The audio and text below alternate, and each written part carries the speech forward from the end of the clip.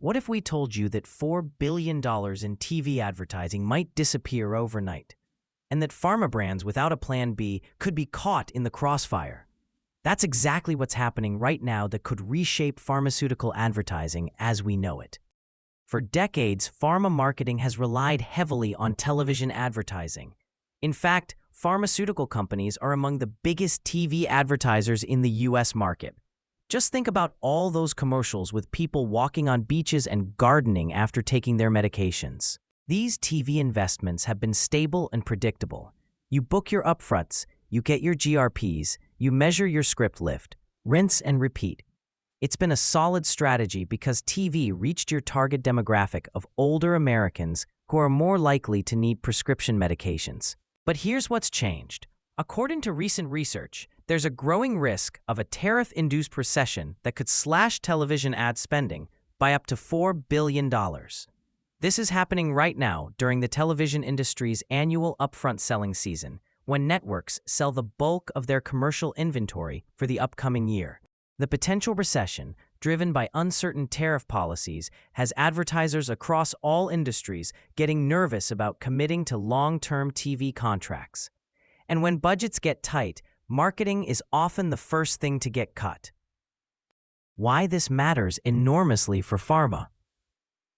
First, pharmaceutical companies have historically been slower to shift away from traditional media than other industries.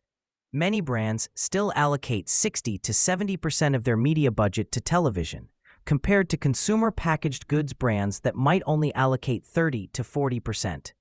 Second, pharma marketing teams often have less flexibility to quickly pivot media strategies due to regulatory review processes. You can't just decide overnight to shift from a TV campaign to a TikTok campaign without going through medical legal review. Third, this comes at a time when many pharma brands are already facing patent cliffs, biosimilar competition, and pricing pressures. Marketing efficiency has never been more important. Looking beneath the surface. Television has been experiencing fragmentation and viewership declines for years, but pharma has been slow to respond. The average American now spends more time on digital media than traditional TV, yet pharma budget allocations haven't kept pace with this shift. What's different now is that economic pressure may force pharma marketers to finally confront this reality and accelerate their digital transformation. The brands that have already built robust digital capabilities will have a significant competitive advantage. Also worth noting, this isn't just about shifting dollars from one channel to another. It's about fundamentally rethinking how pharma connects with both patients and healthcare providers. Point-of-care marketing, telehealth partnerships, and non-traditional engagement channels will all become more valuable as traditional TV becomes less reliable. What you should be doing right now. Scenario planning is critical.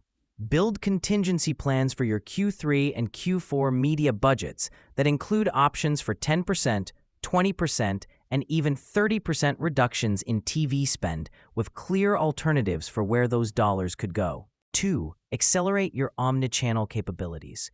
If you've been treating digital as an afterthought, now is the time to build genuine expertise and infrastructure.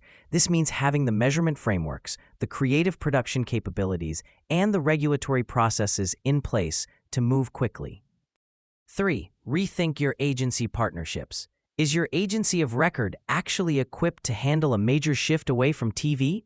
Or are they incentivized to keep you in traditional channels?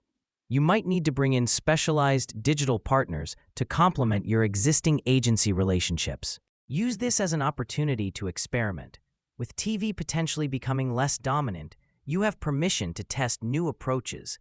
Consider moving small portions of your budget into emerging channels now, so you have data and learnings if you need to scale them later. Talk to your finance team early. Make sure they understand that marketing ROI metrics might shift during this transition period, and that short-term disruption could lead to better long-term efficiency. What's your take on this? Is your pharma brand or agency already preparing for a potential pullback in TV advertising? Drop a comment below with your thoughts or questions.